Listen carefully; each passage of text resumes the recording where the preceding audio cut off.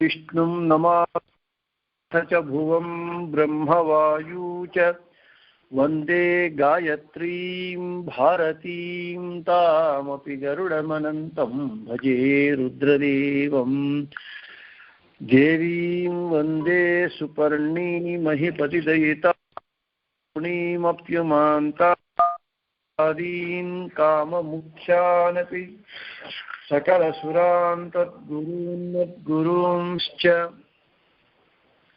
अभ्रमं भङ्गरहितं अजडं विमलं सदा नन्दतीर्थमतुलं भजेतापत्रयापहम् पृथ्वीमण्डलमध्यस्थाः मता हृदयाः तान् नमस्ये गुरून्मम आपादमौलिपर्यन्तं गुरूणां स्मरेत् तेन विघ्नाः प्रणश्यन्ति सिद्ध्यन्ति च मनोरथाः। श्रीविद्यासागरमाधवतीर्थगुरुभ्यो नमः। हरिः ओम्। नारायणं सुरगुरुं जगदेकनाथं भक्तप्रियं सकललोकनमस्कृतं च त्रैगुण्यवर्जितमजं विहुमाद्यमीशं वन्दे भवग्नममरासुरसिद्धवन्द्यं नारायणं नमस्कृत्य नरं चैव नरोत्तमं देवीं सरस्वतीं व्यासमुदीरयेत्। नारायण गुणार्णवाय विश्वोदयस्थितिलयोन्नियतिप्रदाय ज्ञानप्रदाय विबुधासुरसौख्यदुःखसत्कारणाय वितताय नमो नमस्ते। जयत्यजोखण्डगुणोरुमण्डलः सतोदितो ज्ञानमरीचिमाली स्वभक्ता निहन्ता व्यासभास्करः। మహాభారత తాత్పర్య నిర్ణయమునందు 3వ అధ్యాయంలో నిన్నటి రోజున చివరగా 20వ శ్లోకాన్ని చెప్పుకున్నాం. పునశ్చ మాయా త్రివిధ బభూవ సత్వాది రూపైరథ వాసుదేవాత్ సత్వాత్మికాయాం స బభూవ తస్మాత్ స విష్ణునామైవ నిరంతరూపీ.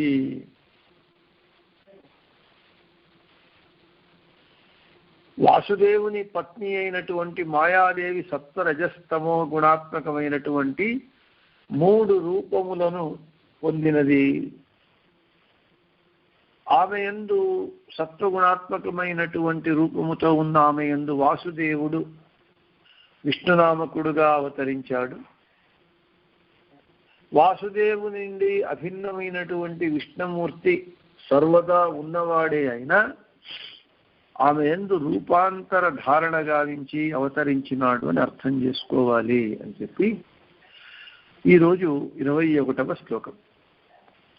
రజస్తనౌ చైవ విరించ స్తనౌ శర్వ ఇతి త్రయోస్మాత్ ఏతే హి దేవాః పునరండ సృష్టావశక్నువంతో హరిమేత్య తుష్టువుః. రజస్తనౌ చ విరించ స్తనౌ శర్వ ఇతి త్రయోస్మాత్ ఏతే హి దేవాః పునరండ సృష్టావశక్నువంతో హరిమేత్య తుష్టుః. ఆ మాయాదేవి తన యొక్క రజోగుణాత్మక రూపము నుండి బ్రహ్మను సృష్టించింది. అంటే బ్రహ్మ సృష్టించాడు, బ్రహ్మ జన్మించాడు. మాయాదేవి యొక్క రజోగుణాత్మక నుండి బ్రహ్మ జన్మించాడు. తమో గుణాత్మక రూపము నుండి రుద్రుడు జన్మించినాడు. ఆమె స్త్రీ రూపం, రాజస రూపము భూరూపము, తామస రూపము దుర్గా రూపము. ఈ విధంగా స్త్రీ రూపము నుండి విష్ణువు, భూరూపము నుండి బ్రహ్మ, దుర్గా రూపము నుండి రుద్రులు జన్మించినారు. ఈ దేవతలు ఈ బ్రహ్మాండాన్ని సృష్టించటంలో, బ్రహ్మాండాన్ని నిర్మించటంలో శక్తి లేని వారై శ్రీహరిని చేరి స్తోత్రం చేస్తూ ఉన్నారు. వీళ్ళందరూ కూడా తన్నో జగచ్చిత్ర విచిత్ర సర్గ నిస్సీమ శక్తి కురు సన్నికేతనం ఇతి స్తుతస్తైః పురుషోత్తమ విష్ణునా ప్రియమాపసృష్టయే. తన్నో జగచ్చిత్ర విచిత్ర సర్గ నిస్సీమ శక్తి కురు సన్నికేతనం ఇతి స్తుతస్తైః పురుషోత్తమోऽసౌ స విష్ణునామా శ్రియమాపసృష్టయే. ఆ బ్రహ్మాండ నిర్మాణ శక్తి లేనటువంటి దేవతలు భగవంతుణ్ణి ఈ విధంగా ప్రార్థిస్తూ ఉన్నారట. హే దేవ, చిత్ర జగన్నిర్మాణ శక్తి సంపన్నుడవై ఉన్నావు, మాకు శ్రేష్టమైనటువంటి నివాస మందిరాన్ని నిర్మించి మాకు ఇమ్ము అని స్తోత్రం చేశారు. ఈ రీతిగా స్తోత్రం చేసిన తరువాత దేవతలు పురుషోత్తముడైన విష్ణువు సృష్టించుటకై లక్ష్మీదేవిని కలిశాడు అని మనకు చెబుతూ ఉన్నారు. సుషావసైవ మండమదోక్షజస్య సుష్మం హిరణ్య మధ్యే తస్మిన్ ప్రవిష్టా హరిణైవ సర్వే సురా పూవనాభేః లోకాత్మమముష్య మధ్యే పునర్విరించో జని సద్గుణాత్మా. సుషావసైవ మండమదోక్షజస్య సుష్మం హిరణ్య మధ్యే తస్మిన్ ప్రవిష్టా హరిణైవ సార్ధం సర్వే సురాస్తస్య బభూవ నాభేః లోకాత్మకం పద్మమముష్య మధ్యే పునర్విరించో జని సద్గుణాత్మా. ఆ హిరణ్యాత్మకమైనటువంటి శ్రీ హరి యొక్క తేజస్సును లక్ష్మీదేవి అండ రూపములో నీటి యందు ప్రసవించిందట.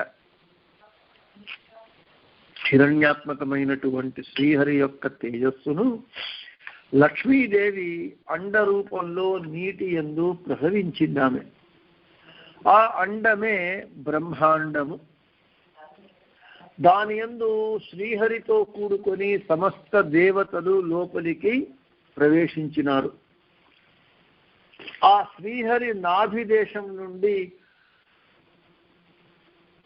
సకల లోకములకు నిలయమైనటువంటి ఆశ్రయమైనటువంటి కమలము ఉద్భవించింది. దాని మధ్య భాగంలో సకల సద్గుణ సంపన్నుడైనటువంటి బ్రహ్మ మరల ఉద్భవించాడు. హిరణ్యాత్మకమైనటువంటి భగవంతుడైన శ్రీహరి యొక్క తేజస్సును లక్ష్మీదేవి అండ రూపంలో నీటి యందు ప్రసవించింది. ఆ అండమే బ్రహ్మాండము. దానిలో శ్రీహరితో కూడుకొని సమస్త దేవతలు ప్రవేశించినారు.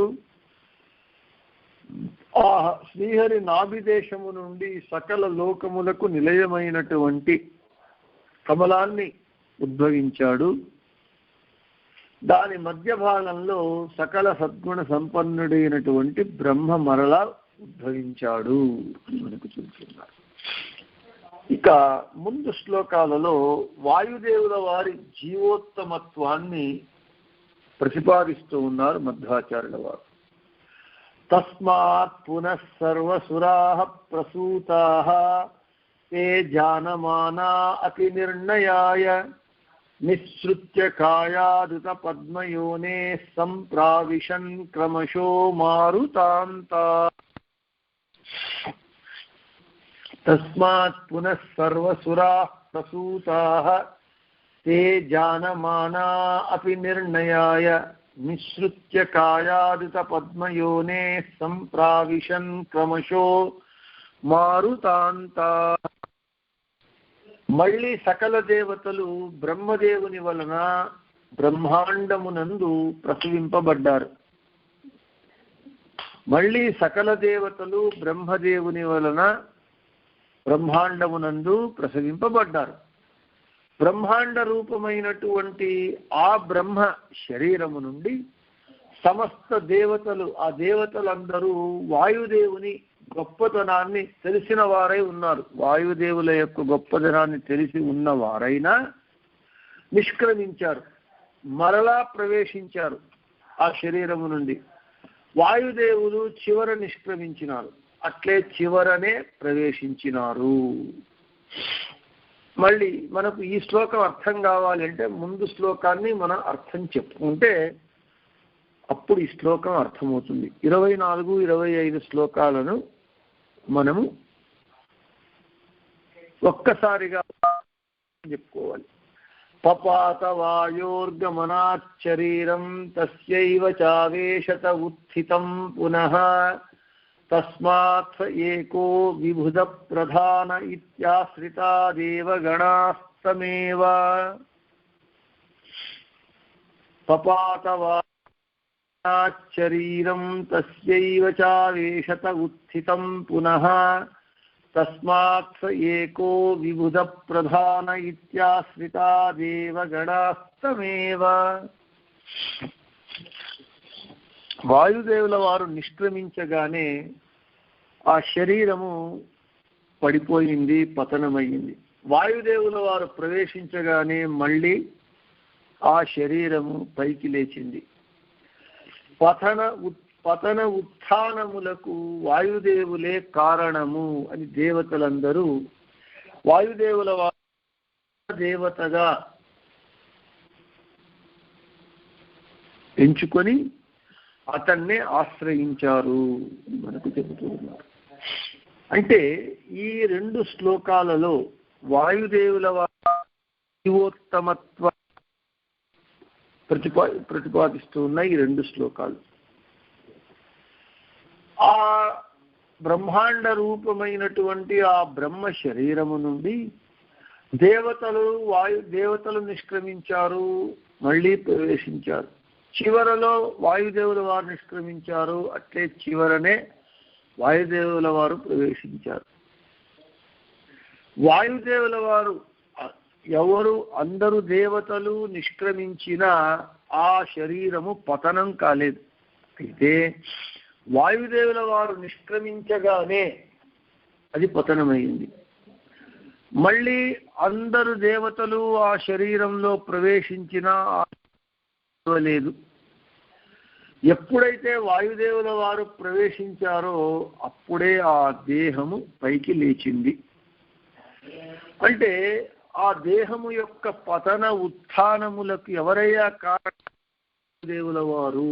కాబట్టి వాయుదేవుల వారు జీవోత్తములు అనేటటువంటి తత్వాన్ని ఇక్కడ మనకు తెలియజేస్తూ ఉన్నారు. ఇది ఏదో మధ్వాచార్యుల వారు వాయుదేవుల వారి అవతారం కాబట్టి వాళ్ళు చెప్పారు అని మనం ఇక్కడ అనుకోవాల్సిన అవసరం లేదు. మధ్వాచార్యుల వారి యొక్క గ్రంథ రచనా శైలి ఎలా ఉంటుంది అని అంటే, మొదటే మనం చెప్పుకున్నట్లుగా వారి మాటలు తక్కువ ఉంటాయి, ప్రమాణాలు ఉంటాయి. అది మధ్వాచార్య గ్రంథ రచనా శైలి. దీనికి ఉపనిషత్ ప్రమాణాలను ఇస్తూ ఉన్నారు. షట్ప్రశ్నోపనిషత్తులో ఈ విధంగా ఉన్నది. తస్మిన్ ఉత్క్రామతి అథేతరే సర్వ ఏవోత్క్రమంతే తస్మింశ్చ ప్రతిష్టమానే సర్వ ఏవ ప్రతిష్టంతే. ఎప్పుడైతే వాయుదేవుల వారు నిష్క్రమించగానే తత్వాభిమాని దేవతలందరూ బయటికి వెళ్ళిపోయారు. వాయుదేవుల వారు లోపల ప్రవేశించగానే అందరూ దేవతలు ప్రవేశించారు. అంటే వాయుదేవుల వారు జీవోత్తములై వాయుదేవుల వారు ఏమి చేస్తే వాటన్నింటినీ మిగిలిన దేవతలందరూ చేస్తూ ఉన్నారు, జీవులందరూ చేస్తూ ఉన్నారు. ఇంకొకటి తద్యథా మధుమక్షికా మధుకర రామంతం సర్వ ఏవోత్క్రమంతే. తస్మింశ్చ ప్రతిష్టమానే సర్వా ఏవ ప్రతిష్టంతే. షట్ప్రశ్నోపనిషత్తులో ఇంకొకటి. తేనెటీగల రాజు, ఈ తేనెటీగలలో రాజు తేనెటీగ, రాణి తేనెటీగ అని ఉంటాయి. ఏ విధంగా తేనెటీగలలో రాజు తేనెటీగ బయటికి వెళ్ళగానే అన్ని తేనెటీగలు బయటికి వెళ్ళిపోతాయి, అట్లాగే వాయుదేవుల వారు బయటికి వెళ్ళగా వాని దేవతలందరూ బయటికి వెళ్తారు. వాయుదేవుల వారు లోపలికి రాగానే వాళ్ళందరూ వస్తారు. అంటే వాయుదేవుల వారికి దేవతల మీద ఉంటూ ఉన్నది, ప్రభుత్వం ఉంటూ ఉన్నది. వారు జీవోత్తములు అనేటటువంటి తత్వాన్ని ఇక్కడ ఈ ఉపనిషత్తు నిరూపిస్తూ ఉన్నది. ఇంకొక చోట తా అహింసంత అహముక్తమస్మ్యహముక్తమస్మీతి తా అబ్రువన్ హంతాస్మాత్ శరీరాదుత్క్రమామా తద్యస్మిన్న ఉత్క్రాంత ఇదం శరీరం పత్స్యతి తదుక్తం భవిష్యతీతి వాగుదక్రామత్ అవదన్నస్నన్ పిబన్నాస్త్యేవ చక్షురుదక్రామాద్ అపశ్యన్నస్నన్ పిబన్నాస్త్యేవ శ్రోత్రముదక్రామ శృణ్వనస్నన్ పిబాన్నాస్త్యేవ మన ఉదక్రామత్ మీలిత ఇవాన్నాస్త్యేవ ప్రాణ ఉదక్రామ ఉత్క్రాంతే అపద్యత తదశీర్యత. ఒకసారి ఇంద్రియాభిమాని దేవతలు, మన దేహంలో ఇంద్రియములు ఉన్నాయి, 5 జ్ఞానేంద్రియములు, 5 కర్మేంద్రియములు. వాటికి అభిమాని దేవతలు ఉన్నారు. ఆ అభిమాని దేవతలలో ఒక మారు నేను గొప్ప నేను గొప్ప అని ఒకరితో ఒకరు పోటీ పడ్డారు. ఎవరు గొప్పవారు నిర్ణయించుకోవటానికి ఒక ఒప్పందం.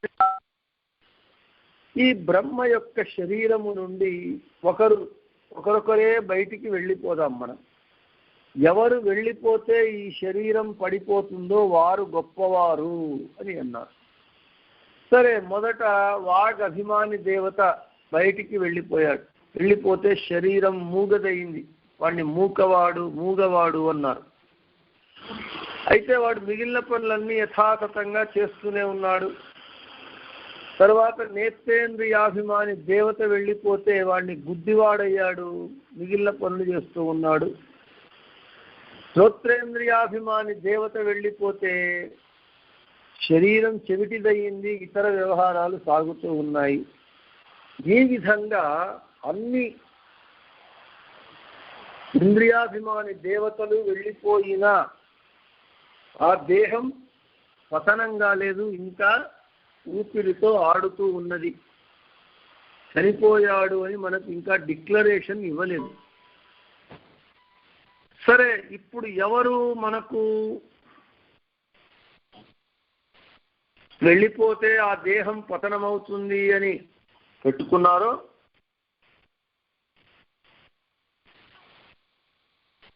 ఎవరు వెళ్ళిపోయినా చెవిటివాడు, గుడ్డివాడు, మూగవాడు అన్నారే కానీ దేహం పడిపోయింది, చనిపోయాడు అనలేదు. అయితే ముఖ్య ప్రాణుల వారు వాయుదేవుడు వెళ్ళిపోతే శరీరం పడిపోయింది. వాయుదేవుల వారు ఈ శరీరం నుండి నిష్క్రమించిన తరువాత కావటం ప్రారంభించింది, డీకంపోజిషన్. సరే, ఇంకొకసారి మనం కాకుందాం అనుకున్నారు దేవతలు. పొరపాటున ఏదైనా పొరపాటు జరిగిందేమో కాబట్టి ఇంకోటి క్రాస్ చెకింగ్. మళ్ళీ ఆ శరీరం నుండి ఎవరైతే లోపలికి వెళితే ఆ శరీరంలో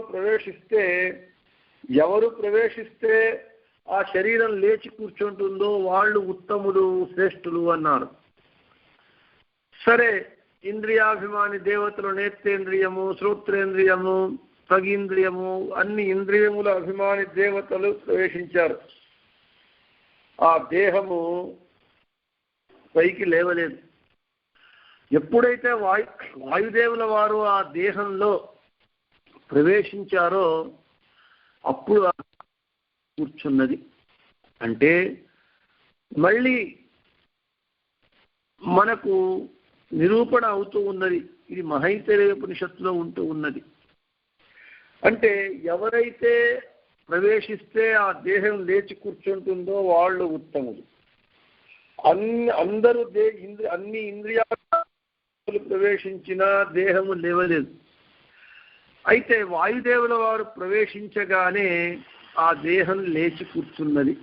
కాబట్టి అప్పుడు ఆ దేవతలందరూ కూడా, అయ్యా వాయుదేవ, నీవు శ్రేష్ఠుడవు, జీవోత్తముడవు, మాకు ప్రభువు, నీవు మాకు సర్వము నీవే, నీకు మేము సేవకులము, నీవు మాకు ప్రభువు అని ప్రశంసించారు, ఒప్పుకున్నారు వాయుదేవుల వారి యొక్క జీవోత్తమత్వాన్ని, వాయుదేవుల వారి యొక్క శ్రేష్టత్వాన్ని.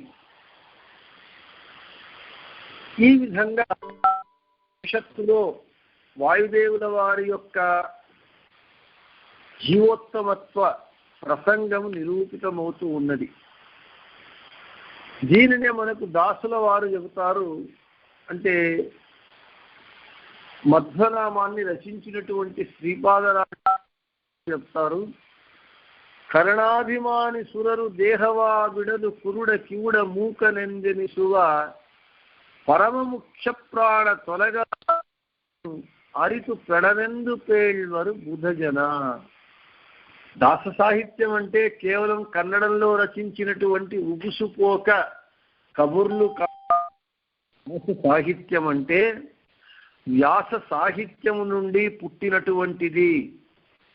నేను ఎన్నో మార్లు చెప్పినట్లుగా దాస సాహిత్యం యొక్క బీజము, మూలము, వేరు వ్యాస సాహిత్యంలో ఉంటూ ఉన్నది. ఒక సాధకునికి వ్యాస సాహిత్యము, దాస సాహిత్యము రెండు కన్నుల వలె ఉన్నాయి. వ్యాస సాహిత్యంలో చెప్పబడిందే దాస సాహిత్యంలో చెప్పబడినది. కాబట్టి సాధకుడైనటువంటి వాడు వ్యాస సాహిత్యాన్ని, దాస సాహిత్యాన్ని తప్పకుండా చదవాలి. తన సాధన పూర్తి కావాలి. ఈ ఉపనిషత్తులో చెప్పినటువంటి విషయాన్నే శ్రీపాదరాజ తీర్థుల వారు దాస సాహిత్యాన్ని పెంచి పోషించినటువంటి వారు. శ్రీపాదరాజ తీర్థులు, వారి శిష్యులు వ్యాసరాజ తీర్థులు, వారి శిష్యులు వాదిరాజ తీర్థులు, ఈ రాజత్రయం. మాధ్వ పరంపరలో వీళ్ళు రాజత్రయం. శ్రీపాదరాజుల వారు అంటారు, ఉపనిషత్తులో చెప్పినటువంటి విషయాన్నే మధ్వనామంలో కరణాభిమాని సురరు దేహవా విడలు కురుడ కివుడ మూకనెందెనిసువా. ఉపనిషత్తులో చెప్పినటువంటిదే. దేహము నుండి ఇంద్రియాభిమాని దేవతలు, నేత్రేంద్రియాభిమాని దేవత వెళ్ళిపోతే వానికి కన్నులు కనబడలేదు, గుడ్డివాడన్నారు అంతే. వాడు చనిపోలేదు, చనిపోయాడు అని చెప్పలేదు. గుడ్డివాడైనా పనులు చేసుకుంటూ ఉన్నాడు. కరణాభిమాని దేహవావిడలు. శ్రోత్రేంద్రియాభిమాని దేవత వెళితే చెవులు వినబడటం లేదు, చెవిటివాడన్నారే గాని వాడు మరణించాడని అనలేదు. అదేవిధంగా కాళ్ళు చేతులు ఈ విధంగా మన దశేంద్రియముల నుండి ఆ దశేంద్రియాలందరూ వెళ్ళిపోయినా ఆ దేహము పడిపోలేదు, పతనం కాలేదు. వాడు మరణించాడు అని డాక్టర్ సర్టిఫికేట్ ఇవ్వలేదు. చెవిటివాడు మూగవాడు అన్నాడు. అన్ని ఇంద్రియాలు వెళ్ళిపోతే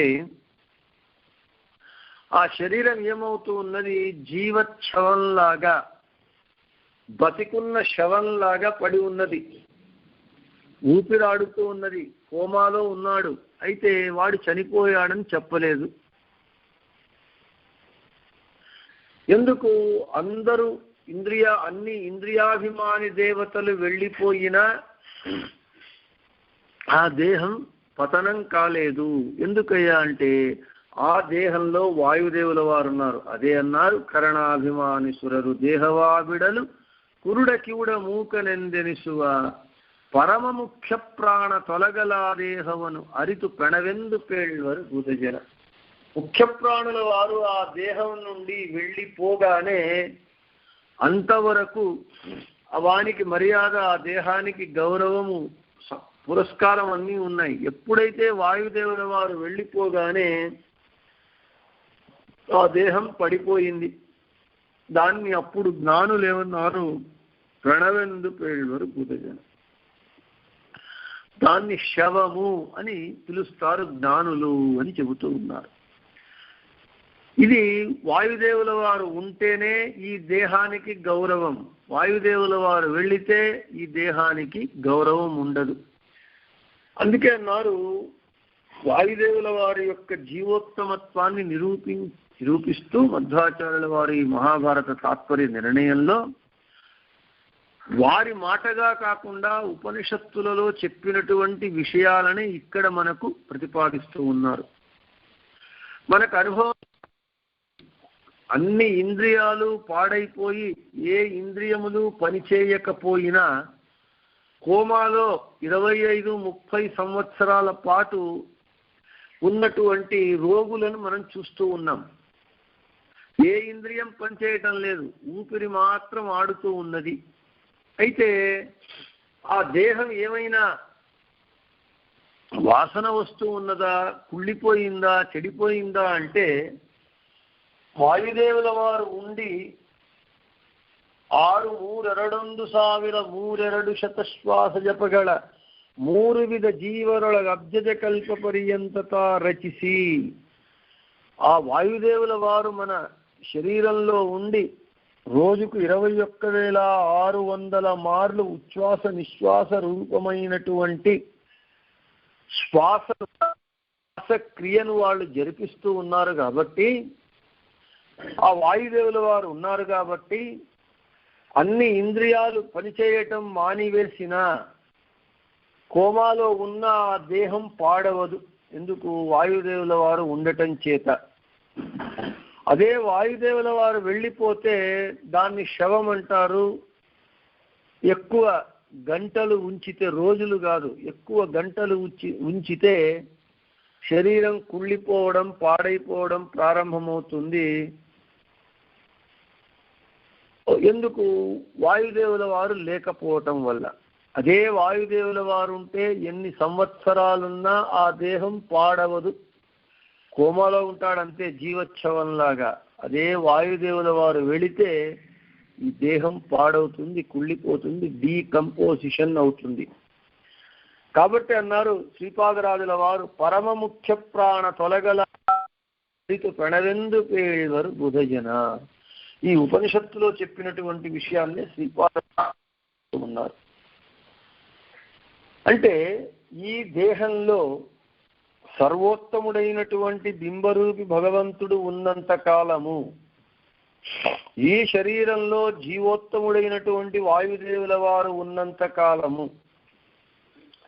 ఈ దేహానికి గౌరవ పురస్కారాలు లేకపోతే తిరస్కారం. కాబట్టి ఇక్కడ ఆ సర్వోత్తముడైన భగవంతుడు బింబరూపిగా వాయుదేవుల వారు మనలో ఉండి ఉచ్ఛ్వాస నిశ్వాస రూపమైనటువంటి శ్వాసక్రియను చేస్తూ ఉన్నంత కాలమే ఈ దేహానికి గౌరవ మర్యాదలు. అది మనం తెలుసుకోకుండా నాకు ఈ మర్యాదని మనము మిడిసిపడుతూ ఉంటాం. ఈ దేహము నాది కాదు, నాది కాదు, దేహాన్ని నాది అనుకొని ఈ దేహానికే గౌరవ మర్యాదలు అని మనం భ్రమిస్తూ ఉంటాం. అది అజ్ఞానం యొక్క పరాకాష్ఠత. ఈ దేహానికి ఎంతవరకయ్యా గౌరవం అంటే వాయుదేవుల వారు ఉన్నంత వరకు, లేకపోతే శరీరాన్ని శవము అని అంటారు. అంతవరకు first person, second person, third పర్సన్లో చెబితే వాయుదేవుల వారు వెళ్ళిన వెంటనే థర్డ్ పర్సన్లో మనకు ఇట్టు, దిస్సు, దట్టు, అది, ఇది, శరీరము ఇంకా రాలేదు, పోలేదు అని గౌరవం లేకుండా మాట్లాడటం జరుగుతుంది.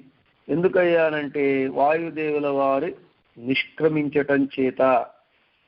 దీన్ని బట్టి మనకు ఈ దేహానికి, ఈ దేహంలో ఉన్న మనకు వచ్చే గౌరవం అంతా వాయుదేవుల వారి మూలకంగా, బింబరూపి భగవంతుని మూలంగానే గాని అది మన యొక్క సామర్థ్యము, మన యొక్క ప్రతిభ కాదు అని మనం తెలుసుకోవాలి. మొత్తానికి ఈ 2 శ్లోకాలలో మనకి ఏమని చెబుతూ ఉన్నారు అంటే, మధ్వాచార్యుల వారు వాయుదేవుల వారి యొక్క జీవోత్తమత్వాన్ని ప్రతిపాదిస్తూ ఉన్నారు. వాటిని ఉపనిషత్తులలో చెప్పినటువంటి విషయాన్ని ఇక్కడ చెప్పారు అని చెప్పిన చోట శ్రీకృష్ణార్పణమస్తు, మధ్యేశార్పణమస్తు, అందరికీ శుభమస్తు. రేపు యథాప్రకారంగా మళ్ళీ 8 గంటలకు కలుసుకుందాం. సరేనమ్మా.